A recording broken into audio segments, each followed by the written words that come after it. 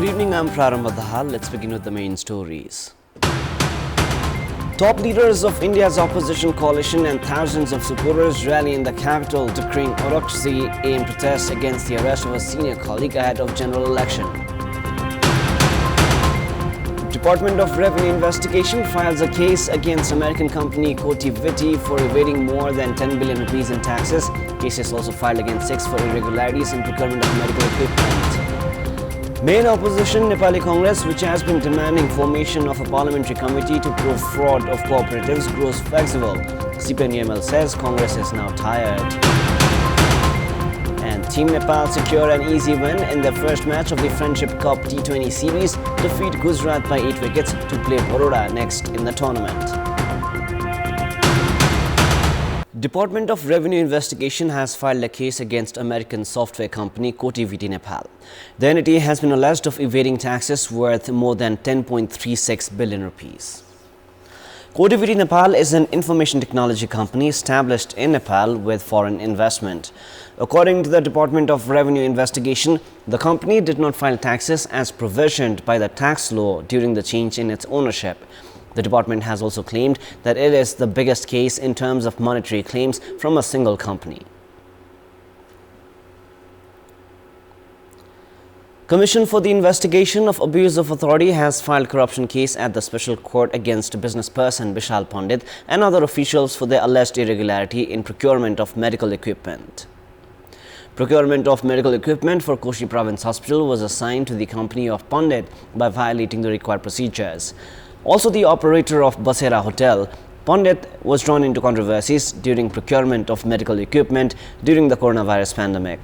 Along with Pandit, the anti-graft body has filed cases against biomedical engineer Kushal Dahal of the Province Health Logistics Management Center, erstwhile Director of Health Directorate Thankuta Chandradev Mehta, Accountant Dandar Singh Biswakarma, Vaccine Officer Udes Kumar Shrestha, and Marketing Manager of Hospitech International Lakshmi Prasad Acharya. The Special Court has extended the custody of Sunil Paudel and Bikal Paudel by 21 days for additional investigation. The bench of Special Court Chairperson Tek Narayan Kumar and members Tej Narayan Singh Rai and Ritendra Thapa has extended the custody of former Managing Director of Nepal Telecom Sunil Paudel and Director of Security Printing Center Bikal Paudel by 21 days. The Commission for the Investigation of Abuse of Authority had arrested the Paudel duo on 24th of January. Prime Minister Pushpakumar Dalal has shown interest towards fraud related to taxes and use of fake stickers. Premier Dalal has directed to monitor the use of fake receipts and stickers as well. At a meeting regarding increasing revenue and curbing leakages held in Singadarbar, Prime Minister Dalal directed to prioritize curbing revenue leakage. The meeting was also attended by Minister for Home Affairs and Minister for Finance, where the Prime Minister directed for serious monitoring of the use of fake bills and stickers.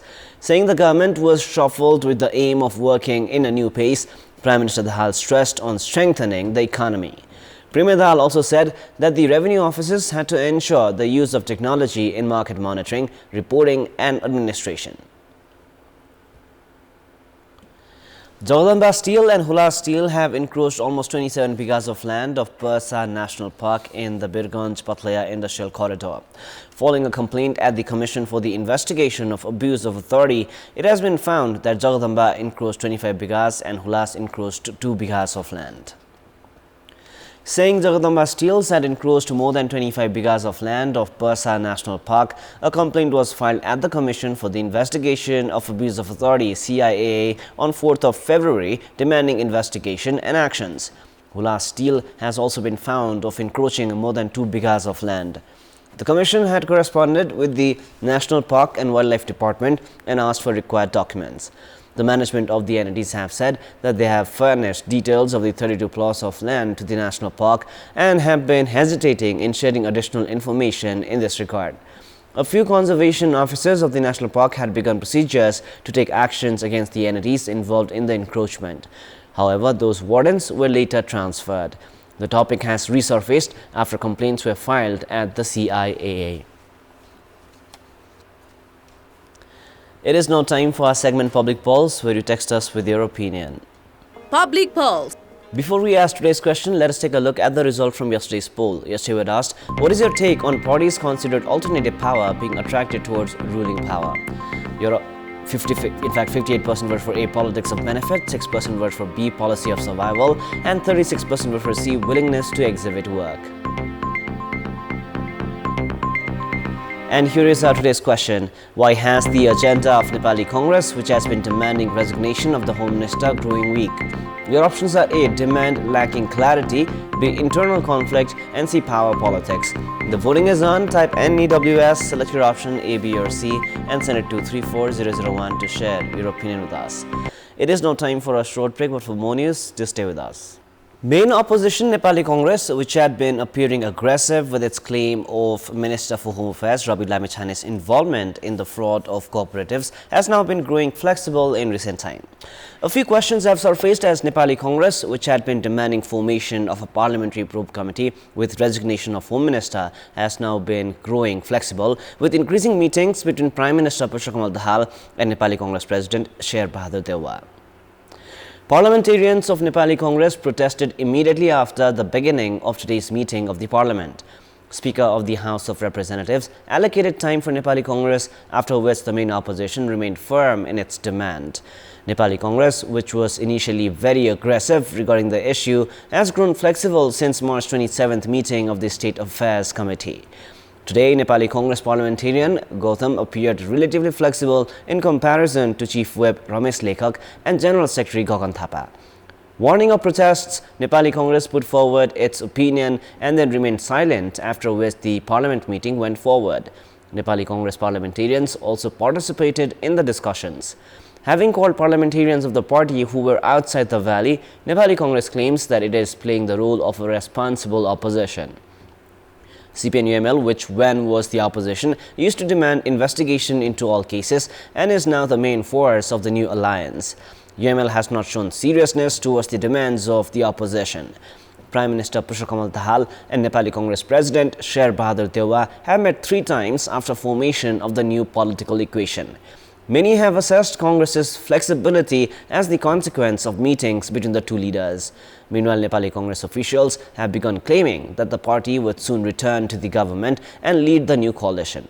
Congress leaders themselves have said that discussions are underway for collaboration with CPN-UML as well. Today's meeting of the Constitutional Council, held for recommendations for appointments at constitutional entities, failed to make any other decision except for Auditor General. The main reason for the failure is dispute caused because of political share. It is not the first of such instance. Many of the constitutional entities have remained without leadership because of the interests of political parties. During the government led by CPN-UML chairperson KP Sharma Oli, recommendations for appointments were made by amending the constitution through ordinance. Cases filed at the Supreme Court against 52 who were recommended is still in progress. With the constitutional bodies remaining in the shadows because of political interests, the entities responsible of monitoring the government themselves have grown weaker. Except for recommending Toyam Raya as the Auditor General, today's meeting of the Constitutional Council could not take other decisions. A member each had to be appointed at the Election Commission, Women Commission, Muslim Commission, and the Resources and Natural Resources and Fiscal Commission. Prime Minister Pushpa Dalal had held talks with main opposition Nepali Congress President Sher Bahadur Dewa and coalition partner CPN-UML chairperson KP Sharma Oli to create a conducive environment for recommendations for the vacant posts. However, the meeting ended with the agreement of making recommendations after endorsement of the bill for amendment of acts related to Constitutional Council. Despite several pretexts, decision could not be reached as the parties are yet to agree on the share of commissions. Constitutional commissions can raise questions on the performance of the government. However, appointments at these entities are made on the basis of political share. Questions are surfacing on the role of the constitutional commissions as their leadership is decided on the basis of political share as well. Despite the council including representation of opposition and all 3 tiers of the government to ensure fair appointments, the members are on the same page regarding political share. However, questions may be raised on the role of the council if it fails to fulfill its responsibilities. Chiefs of local levels have shared their concerns after the federal government reduced resources and grants. The chiefs of local levels have shared their concerns, saying the government had reduced grant by 20% from the third installment of the ongoing fiscal year. Addressing the meeting of the National Assembly, Prime Minister Dalal had said that the conditional grant would be increased. Participants of the first meeting of the National Council of the National Association of Rural Municipalities in Nepal shared grievances regarding the challenges created by reduction in grant. They also urged the federal government to ensure timely release of grant, which has been reduced in a way it would affect development works. The entity is of the opinion that problems have been caused in service delivery because of absence of 25 policies and laws directly related with the local government. They have said that problems have also been caused because of lack of human resource. The leaders also identified the need for intergovernment coordination mechanism to strengthen the local governments on the basis of the concept of federalism. In our Public Voice segment, we have asked the public representatives regarding the challenges they face in ensuring the service delivery to the public. Let us now take a look at what they had to say.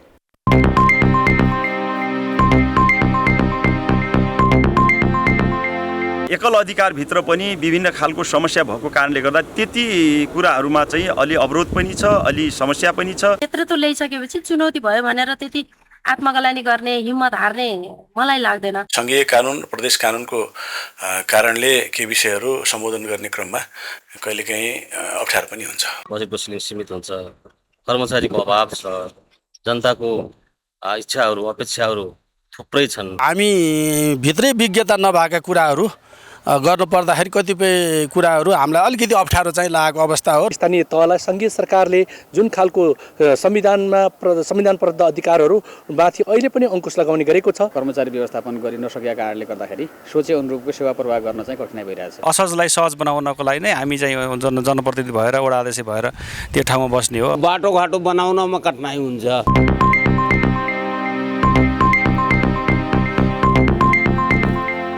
A total of 813 guests have been invited to attend the third investment summit, which is to be organized by the investment board on 28th and 29th April. According to the board, popular rich persons of the world, including Mark Zuckerberg of Facebook, Elon Musk of X, Microsoft's Bill Gates, and Jeff Bezos of Amazon have also been invited. Of those invited, Jack Ma of Alibaba has said that he will not be able to attend the summit. Alongside 16 rich persons, the government has also invited 18 finance ministers and energy ministers, among other VIPs of different countries. The government has also been holding talks with ambassadors and diplomatic missions of several countries in relation to the investment summit. Prior to this, Minister for Finance Barshaman Pun had held a virtual meeting with more than 40 Nepali ambassadors and diplomats. It is now time for the international news.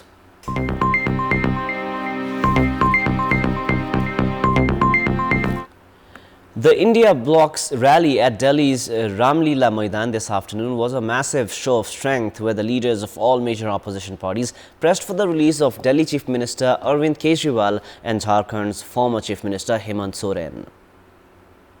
The leaders flagged concerns about the health of the country's democracy, accusing the ruling Bharatiya Janata Party BJP of decimating the opposition through the central investigative agencies. The BJP hit back, declaring that the rally was not about saving democracy as projected, but a save family and hide corruption rally. Congress's Priyanka Gandhi Vadra listed 5 demands of the opposition to the Election Commission that included the provision of a level playing field before the elections. Efforts to forcefully scuffle the finances of opposition parties should be immediately stopped, Ms. Gandhi Vadra said, without mentioning the freeze on Congress funds and the latest income tax notice. Action by the Enforcement Directorate, CBI, and the Income Tax Department should also be stopped, she said, reading out the list of demands. The alliance also demanded a Supreme Court-monitored special investigation team to investigate what they called the BJP's extortion of funds through the electoral bond scheme. The Loktantra Bachao rally, the leaders said, is a mark of the India Bloc's commitment to fighting, winning, and saving democracy in India. We have more news coming up, but right now it is time for yet another short break. Sports News. Babar Azam was named Pakistan's white ball skipper 4.5 months after the batter had stepped down as their all-format captain following their World Cup debacle in India.